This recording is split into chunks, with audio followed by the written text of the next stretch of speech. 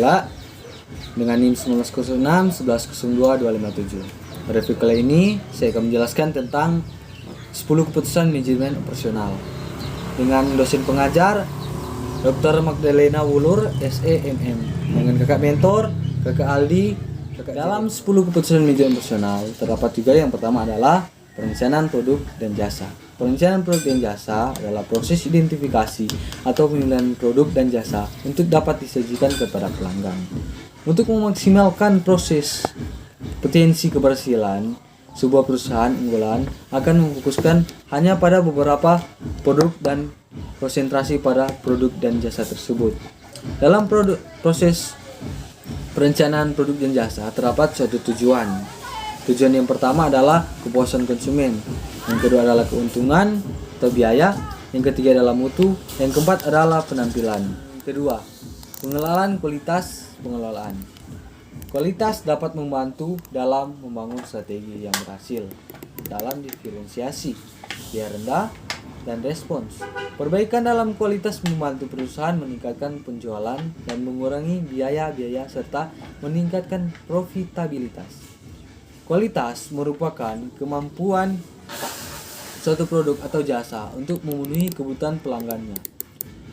Dalam pemenuhan kualitas juga terdapat pengaruh kualitas. Pengaruh kualitas yang pertama adalah reputasi perusahaan, kehandalan produk, kualitas global. Yang ketiga adalah perencanaan proses dan kapasitas strategi.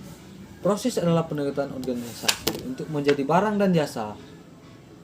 Juga kapasitas. Kapasitas adalah hasil produksi atau jumlah unit yang dapat ditahan, diterima, disimpan atau diproduksi oleh sebuah fasilitas dalam suatu periode waktu tertentu.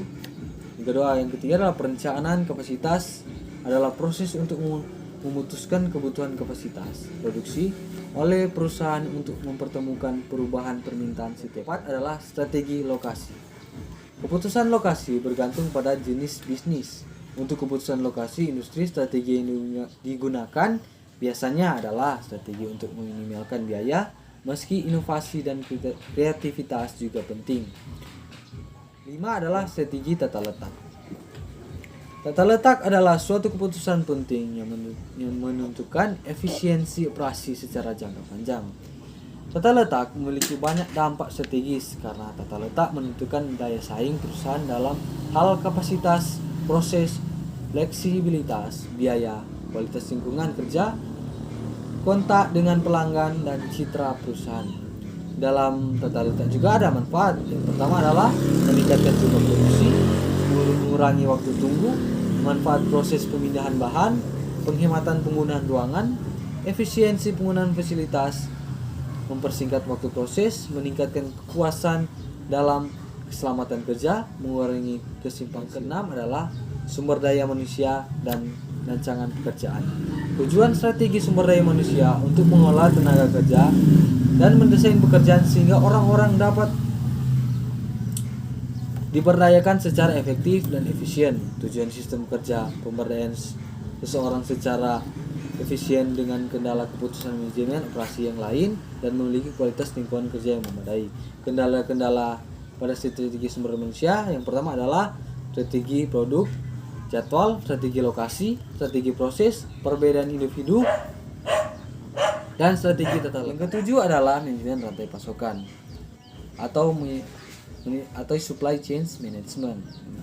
Manajemen rantai pasokan atau supply chain management merupakan pengolahan rantai siklus yang lengkap mulai dari bahan mentah dari para supplier. Kegiatan operasional dari perusahaan berlanjut ke distribusi sampai kepada konsumen. Supply chain management adalah semua kegiatan yang terkait dengan aliran material, informasi, dan uang. 8 adalah persediaan perencanaan.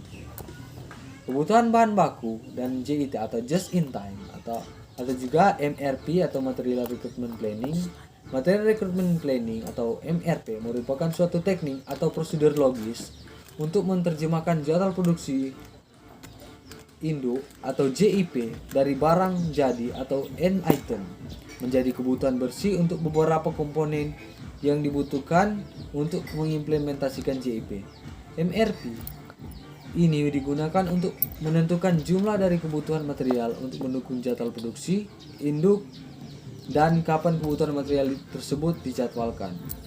JIT, Just in Time, adalah suatu sistem yang memusatkan pada eliminasi aktivitas pemborosan dengan cara memproduksi produk sesuai dengan permintaan konsumen dan hanya membeli bahan sesuai dengan kebutuhan produksi. Yang kesembilan adalah penjadwalan jangka menengah dan jangka pendek. Perencanaan agregat planning juga dikenal dengan penjadwalan agregat. Adalah suatu proses pendekatan yang biasanya dilakukan oleh para manajer operasi untuk menentukan kuantitas dan waktu produksi pada jangka menengah, biasanya antara 3 hingga 18 bulan ke depan.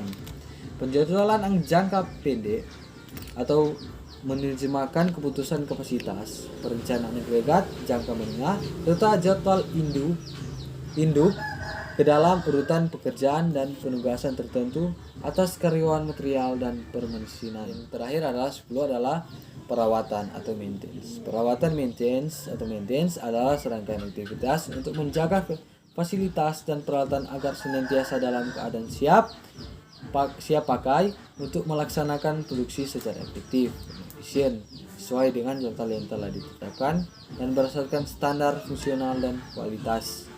Manfaat pemeliharaan maintenance antara lain.